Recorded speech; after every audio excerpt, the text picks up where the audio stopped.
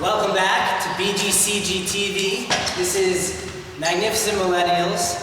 I'm really happy to have a guest with me today, someone who I've known for a long time and grown up through the club. Seen him as someone that his peers have always looked up to. Earned himself a scholarship to Brunswick, went on to Stevens Institute of Technology, and now works at a hot, fast-growing company called Indeed. And after all that, he's still got time to leave work at 7 o'clock and come here and coach the travel basketball team. So I'd like to welcome John Drosos. Thank you, and I appreciate you taking the time out of your day. Yeah, I'm happy to be here. It's always nice coming back to the club and the kids playing. And I guess first thing we want to highlight you for the volunteering that you're doing here. I think it's great. Like, I know you're a busy guy, and everything you do here, it's really it's amazing. And that's the message we're wanting to get back to the kids. So tell us kind of, how you got here from the time at the club to being here now. Well, I've been a member at the club ever since I was 7 years old. Moved here from Stanford. My mom wanted to find a good place for me to go during my downtime. Signed me up for Camp Simmons. I attended, made some new friends. Wanted to come back when school started, and the rest is history. Yeah. Been a member at the club all throughout elementary school and middle school. And it ended up being my first job as soon as I turned 16. Yeah, and John actually was Youth of the Year. And what year was that? 2009, my senior year in high school. Cool. So congratulations on Thank you. that. Appreciate Even though we're past that now. But now, how did you get involved with coaching? Well, I was a part of this program myself when I was a kid. I participated in the club travel basketball from 5th through 8th grade.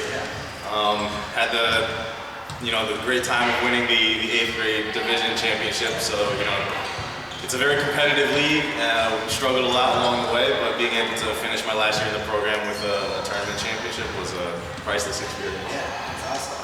And if you guys don't know, John's a big basketball player, so obviously this is a big part of your life. That I remember being here with you in the gym, just the two of us passing and shooting, and you've really continued to follow your passion with basketball and give it back to the kids. It's amazing. Really, the foundation for everything in terms of the game and pretty much life came from participating in the program.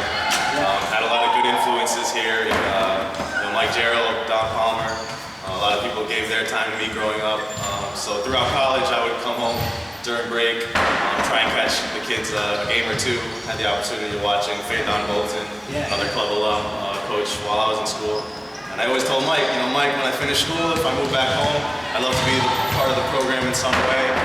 Luckily, a coaching spot opened up the year after I graduated, so I was like, Mike, I'd still love to be a part of it if you'll have me. Started off last year as an assistant under Kevin Rivera, who coached me as well when I was younger, so it's a great opportunity to learn from him. It was a successful year, and I'm happy to be back this year with these guys. Good. Yeah, and we hope we bring back the chick again. A couple tournament wins. Now you get to work with the kids a lot, so kind of what's your favorite thing about coaching, and what kind of principles do you try to teach them? Try to teach the kids a lot of things. At the end of the day, as corny as it sounds, it's really the truth. Those 3 principles on the back of those staff shirts where I can. Fair play, honesty, sportsmanship. I feel like if you can instill that in these kids and they get the bigger picture of things, they'll go on to be successful in whatever they do in sports and school and all their endeavors in life. Yeah, and that's a big thing. It's these principles, you don't think about it when you're growing up, and it gets instilled within us, and now it helps get you to where you are today, and help be the kind of great guy that you are. So now, back when your time was at the club, what was your favorite memory from being here? Too many memories to recall. 2 definitely stand out to me. Definitely winning that division championship in 8th grade was a highlight. And then, as you mentioned, Youth of the Year 2009 was a great experience. That spring, I had the opportunity to travel to Hartford with Don Palmer to partake in the state kind of exhibition competition, and get a chance to meet all the other Youth of the Years from the state of Connecticut. A lot of the state legislature was there. So just eye-opening and humbling experience being able to meet such important people, hear the stories of these other Youth of the Years. You end up being friends with a few of them on Facebook and seeing what everyone's accomplished 5 or 6 years later is amazing. Yeah, and another thing that goes along with this, everything here is follow your dreams, dream big. You know, I see that painted around the walls everywhere, and that experience is something that, you know, opens up your horizons and lets you think about what else is out there. I mean, you've gone out, you know, gone to school away from here, and now you're back, and you know, starting on a great, what I know is going to be a great career, and still find time to give back. And that's one of the things we're trying to highlight here is people who, you know, follow their passion and are doing well with themselves. And if it's, you know, being a rock star in their career or giving back to the club, I think there's so many ways for people our age to give back. And sometimes it's donating some money here and there. But I mean, we don't have that much right now.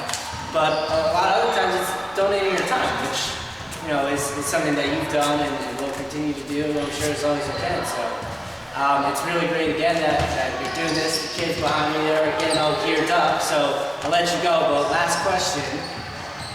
If you could tell one thing to your 15-year-old self, what would it be? Very tough question. It's tough to always look back. You want to have no regrets, but I would like to think possibly maybe be a bit more assertive, take a few more risks. Yeah. I feel like we all have that extra gear within us. Some, you know, figure it out earlier or later. Yeah. I feel like it kind of hit me maybe my second or third year in college. Yeah. So just, you know, have no fear, take those risks. Oftentimes you have nothing to lose. Yeah. You know, and it's amazing sometimes the things we can accomplish that we never knew we had within us. Yeah. And I think a place like this, even if you take those risks and you fall, it's here to pick us back up. Absolutely. So, Great support system. Everyone here is very, you know, intelligent, supportive, and we're in good hands when we come through these doors after school. Great. Well, John, thanks again. I'll let you get to practice. Ian, I appreciate your time. Great. Best of luck on the rest of the project. Yeah, it's Love gonna be what fun. you're doing, man. It's for a great purpose. Cool. All right. Sweet. Think it went all right? Yeah.